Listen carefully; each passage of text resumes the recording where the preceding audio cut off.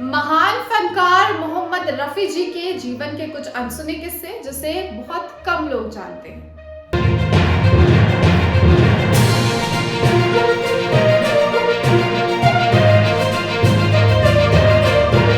नमस्कार, मैं प्रियंका सिंह और आप देख रहे हैं the SP press. Mohammed Rafi ji ने भावनाओं को शब्दों में पिरोया और प्यार भरे गानों से सभी का दिल जीत लिया। गीत तुम मुझे भुला नहीं पाओगे, इस गाने को जब मोहम्मद रफी साहब ने गाया तो उनकी आवाज सभी के दिलों पर छा गई और उनके चाहने वालों की संख्या बढ़ती चली गई। क्या हुआ तेरा वादा से लेकर आज मौसम बड़ा बेईमान है तक रफी साहब ने बहुत सारे सुपरहिट गाने दिए। 24 दिसंबर 1924 को जन्मे मोहम्मद रफी जी अपने समय के सर्वश्रेष्ठ गायकों में से एक रहे। मोहम्मद रफी ने महान व्यक्तित्व भी दिखाया। आइए जानते हैं कि कैसे कोटला सुल्तानपुर अमृतसर के एक छोटे से गांव में जन्मे मोहम्मद रफी उस्ताद मोहम्मद रफी बने। मोहम्मद रफी का जन्म हाजी अली मोहम्मद के परिवार में हुआ। आपको बता दें कि हाजी अली के 6 बच्चे थे, जिसमें मोहम्मद रफी सबसे कम उम्र के सबसे छोटे थे। घर में मोहम्मद रफी को फीको कहा जाता था। उन्होंने अपनी गाने की प्रेरणा एक फकीर से ली। उन्होंने फकीर को गाते हुए सुना और वहीं से गाना शुरू कर दिया और तभी वो उस्ताद मोहम्मद रफी बन गए। मोहम्मद रफी के बड़े भाई सलून चलाया करते थे, सलून में काम करते थे।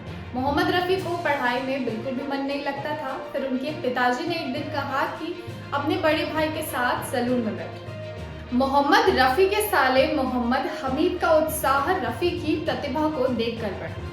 नौशाद अली ने फिर रफी साहब से मुलाकात की। उसके बाद उन्हें हिंदुस्तान के हम हैं हिंदुस्तान हमारा गाने का मौका मिला। 13 वर्ष की उम्र में मोहम्मद रफी ने पहली बार स्टेज पर प्रदर्शन किया। उन्हें महान के.एल. सहगल के संगीत कार्यक्रम में ये अवसर मिला। 1948 में रफी ने राजेंद्र कृष्ण द्वारा लिखित गाना सुन सुनो ए दुनिया वालों बापू जी की अमर कहानी गाया। उन्हें तत्काल प्रधानमंत्री जवाहरलाल नेहरू के घर में गाने का भी आमंत्रण मिला। हिंदी संगीत जगत में मोहम्मद रफी ने गहरी छाप छोड़ी। उन्होंने एक से बढ़कर एक गाने गाए। साथ ही उनके गानों में स्थानीय और विदेशी भाषाएं भी शामिल होती थी। हालांकि मोहम्मद रफी के जितने गाने के सब दीवाने थे, उनकी निजी जिंदगी के बारे में लोग कम ही जानते हैं। ये बहुत कम लोगों को पता है कि मोहम्मद रफी ने 2 शादियां की थी। मोहम्मद रफी साहब ने अपनी पहली शादी को बहुत छिपा कर रखा। रफी मोहम्मद की दूसरी शादी का खुलासा उनकी ही पत्नी यास्मीन खालिद रफी ने किया। एक किताब उन्होंने लिखी थी, मोहम्मद रफी मेरे अब्बा। इसी पुस्तक में उन्होंने खुलासा किया था कि मोहम्मद रफी की शादी 13 वर्ष की उम्र में उनके पैतृक गांव में उनके चाचा की बेटी बशीरा बानो से हुई थी। उनकी शादी बहुत ज्यादा दिन तक नहीं चली क्योंकि बशीरा ने मोहम्मद रफी के साथ भारत आने से मना कर दिया और 20 वर्ष की उम्र में ही दोनों अलग हो गए। उसके बाद उन्होंने दूसरी शादी कर ली। दूसरी शादी मोहम्मद रफी ने सिराजुद्दीन अहमद बारी और तमिल मुन्निसा की बेटी बिल्किस से की।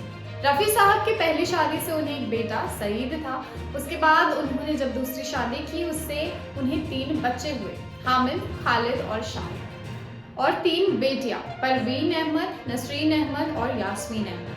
31 जुलाई साल 1980 को मोहम्मद रफी साहब ने इस दुनिया को अलविदा कह दिया।